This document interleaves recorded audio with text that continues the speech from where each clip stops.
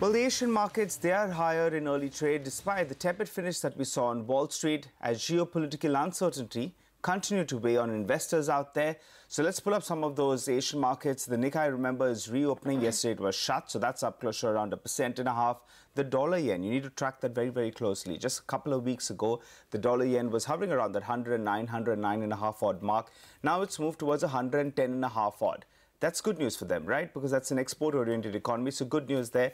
And that's where the Nikkei is up, because it's playing catch-up, as well as, on the weakness that we're seeing in the home currency out there. The Kospi, though, that's higher as well, with a gain of close to around 0.3% approximately. And you have a couple of the other markets as well. So more green on the screen, actually, to kickstart trade. That'll be good news, at least. Hopefully, the SGX Nifty decides to pull back some of those losses. No, it's indicating a flattish start. So let's see whether or not, we can see the SGX Nifty at least turn around, given that Asian markets, they've opened up in the positive terrain. But on the Wall Street, it was a choppy session of trade as investors weighed the possibility of the US and China striking a deal to end the ongoing tariff war. Dow Jones closed 53 points lower, while the S&P 500 and Nasdaq managed to eke out minor gains at close. CNBC's Josh Lipton gets us a wrap of all the action on Wall Street. Stocks wobbled on Monday here with investors thinking through the likelihood of the U.S. and China making a deal. Dow closed 53 points lower, giving up an earlier gain of 90 points. The S&P 500 ended the day up 1 point as gains in the industrials were capped by losses in healthcare and communication services. Nasdaq added 9. Chief investment officers saying that the market's now waiting for information on trade and geopolitical issues. U.S. and Chinese officials will continue trade talks this week, with a focus now on intellectual property.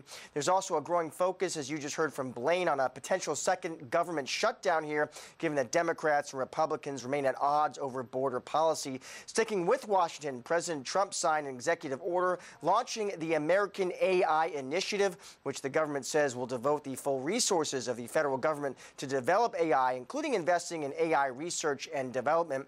In corporate news, Tesla shares rose after an analyst at Canaccord Genuity upgraded them to buy from hold. The analyst also hiked his price target to $450 from $330. Avis Budget Group also jumped higher after Goldman Sachs upgraded the car rental company to buy from sell, noting attractive valuation.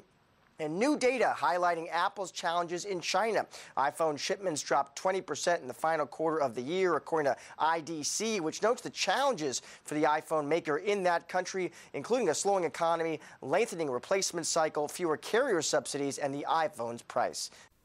All right. On that note, here is some opinion from experts on what they expect from the US-China trade talks and impact on the markets.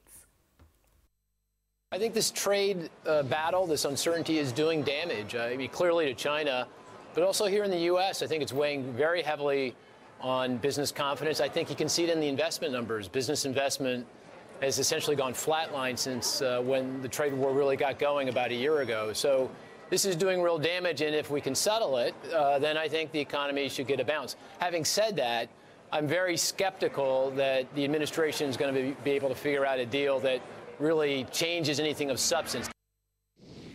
It should be an okay year. I mean, fundamentally, we're creating a lot of jobs, and when you're creating a lot of jobs, unemployment low, wage growth is strong. We're in a very strong, virtuous economic cycle, so it's pretty hard to break. We're doing everything we can to try to break it, but I think assuming that, policymakers, lawmakers kind of get it together here and don't go off the rails, I think the economy should be okay.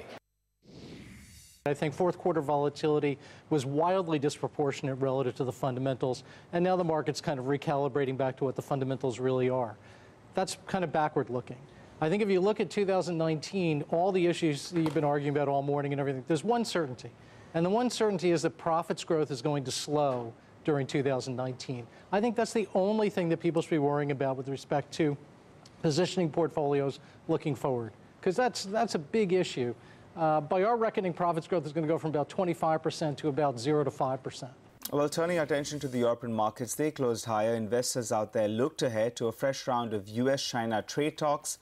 Well, on the data front, things are looking a little jittery because Britain's economy grew at its lowest pace since 2012 last year. Now, the GDP data came in at 0.2% versus the 0.6% that we saw in the previous quarter. So not great news in terms of the economic data that's coming out of there. But still, all those three indices, they managed to end in the green. All right, let's talk about the currency space then. The US dollar holds firm close to its 2019 high as US-China trade tensions and global growth worries underpin demand for the greenback. Okay, then turning our attention to the world of commodities, then crude oil prices edged lower as worries surrounding the US-China trade talks took center stage. However, oil prices so far have been buoyed by output curbs from the OPEC and its allies. Watch out for the biggest event of the year, the News 18 Rising India Summit to be held in New Delhi on February 25th and 26th. This is one platform where you can catch all the biggest newsmakers of the country, from Prime Minister Narendra Modi, BJP President Amit Shah to opposition Chief Ministers Kamal Nath and Bhupesh Baghel. Along with a host of union ministers will be Bollywood and sports icons like Deepika Padukone and former coach of the Indian cricket team Anil Kumble. That's the News 18 Rising India Summit in New Delhi on February 25th and 26th.